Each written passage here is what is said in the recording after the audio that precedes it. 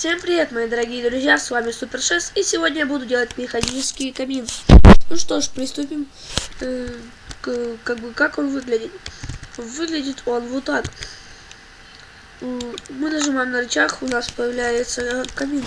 Нажимаем повторным нажатием на рычаг, у нас камин закрывается. И что ж, посмотрим, сколько он занимает места. Занимает он вот столечки места. И это очень компактный механизм. И вот суть его в том, что его можно делать хоть 10 блоков в длину. Ну что ж, приступим к его постройке. Так, делаем вот такую вот рамку.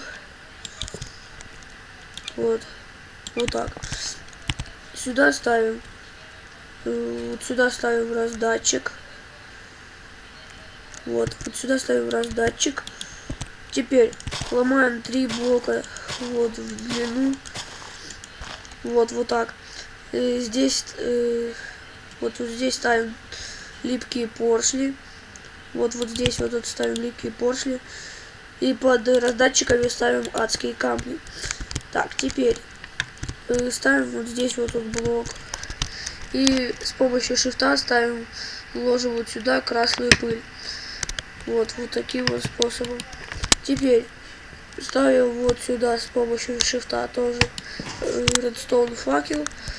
Ну все, механизм сделан. Осталось только вот сюда поставить рычаг. И все, и взять 2 огнева. Ну заполнить раздатчики огневом.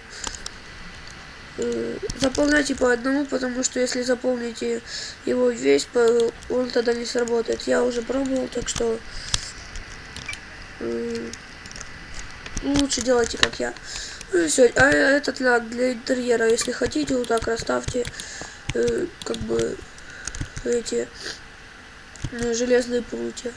Ну и все. Смотрите, нажимаем на рычаг, у нас открывается камин. Повторным нажатием на рычаг у нас камин задвигается.